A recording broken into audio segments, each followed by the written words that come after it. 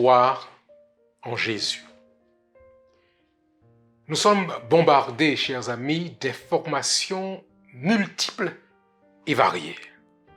Souvent informations contradictoires, que nous appelons parfois aujourd'hui fake news, qu'il est parfois difficile d'en faire le tri.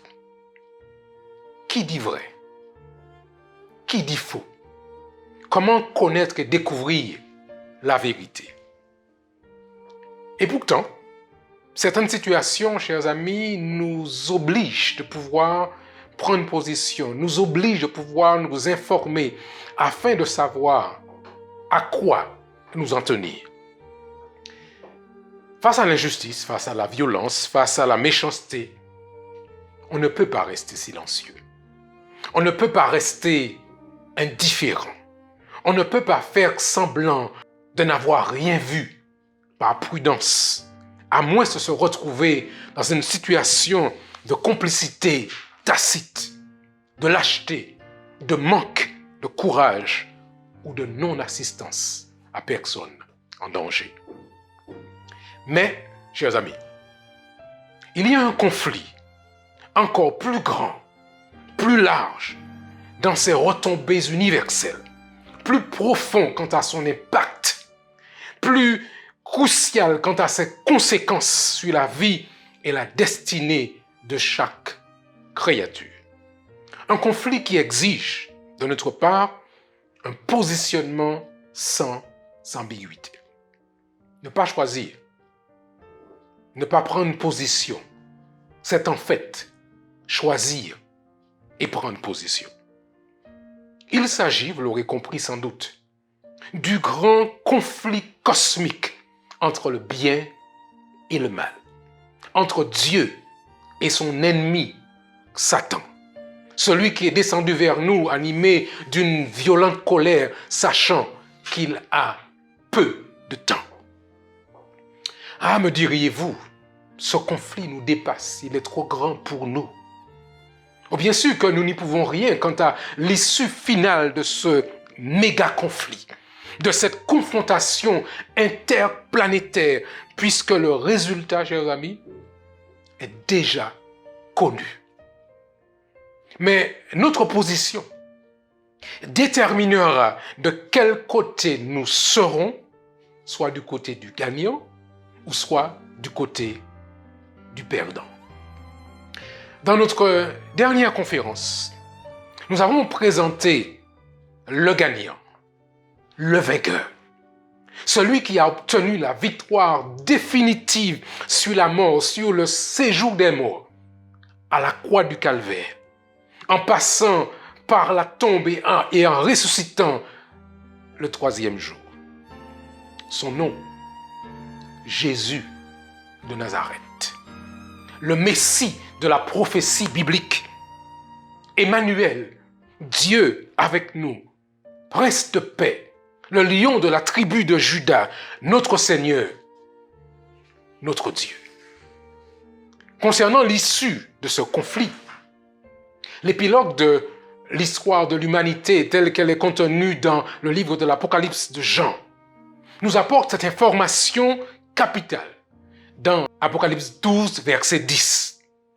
Et j'entendis dans le ciel une voix forte qui disait: maintenant le salut est arrivé, ainsi que la puissance, le règne de notre Dieu et l'autorité de son Christ, car il a été précipité, l'accusateur de nos frères, celui qui les accusait devant notre Dieu jour et nuit.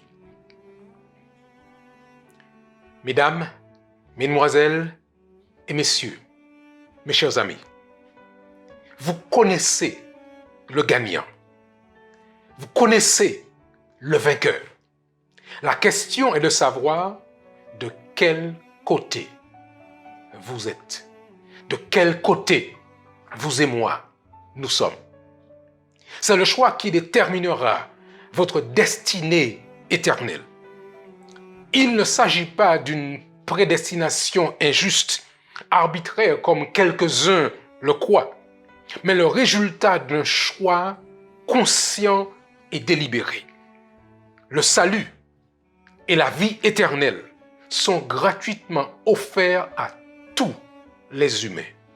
Il suffit simplement de choisir de se placer du côté du gagnant, du côté du vainqueur et de rejeter l'accusation mensongère de son ennemi, Satan. Bien sûr, vous comprendrez bien que ce choix demande un positionnement délibéré, un choix de la part de chaque être humain. Mais de lui, de ce choix, découlera la destinée finale de chaque être humain, du plus grand jusqu'au plus petit. Alors, je vous pose encore la question. De quel côté êtes-vous? Êtes-vous du côté du gagnant? Avez-vous choisi de vous tenir du côté de celui qui a déjà la victoire? Écoutez plutôt ce que dit Jésus lui-même, le gagnant, dans le livre de l'Apocalypse. À celui qui vaincra, je donnerai à manger de l'arbre de vie qui est dans le paradis de Dieu. Apocalypse 2, verset 7. Il dit encore, celui qui vaincra n'aura pas à souffrir la seconde mort. Apocalypse 2, verset 11. À celui qui vaincra, je donnerai de la manne cachée et je lui donnerai un caillou blanc. Et sur ce caillou est écrit un nom nouveau que personne ne connaît, si ce n'est celui qui le reçoit. Apocalypse 2, verset 17. À celui qui vaincra, il dit encore, et qui gardera jusqu'à la fin mes œuvres, je donnerai autorité sur les nations. Apocalypse 2, verset 26. Celui qui vaincra sera ainsi revêtu de vêtements blancs. Je n'effacerai point son nom du livre de vie, et je confesserai son nom devant mon Père et devant les anges. Apocalypse 3, verset 3. Et il dit encore, celui qui vaincra, je ferai de lui une colonne dans le temple de mon Dieu, et il n'en sortira plus. J'écrirai sur lui le nom de mon Dieu et le nom de la ville de mon Dieu, de la nouvelle Jérusalem qui descend du ciel d'auprès de mon Dieu, et mon nom nouveau. Apocalypse 3, verset 12. Celui qui vaincra, il dit encore, je le ferai asseoir avec moi sur mon trône, comme j'ai vaincu et comme je me suis assis avec mon Père sur mon trône. Apocalypse 3, verset 21. Chers amis, pendant 7 fois, Jésus répète la même information. Celui qui vaincra, celui qui aura la victoire. Parce qu'il nous invite, vous et moi, à choisir simplement le camp du gagnant, le camp du vainqueur, afin que vous et moi, nous soyons de ce groupe d'hommes et de femmes, vainqueurs avec lui pour l'éternité. Alors comme le dit cet hymne anglais, Victory in Jesus, de la victoire en Jésus. J'ai entendu une vieille histoire, dit le chant, comme un sauveur est venu de gloire. Comment il donna sa vie sur le calvaire pour sauver un pécheur tel que moi. J'ai entendu ses souffrances, son précieux sang expiatoire.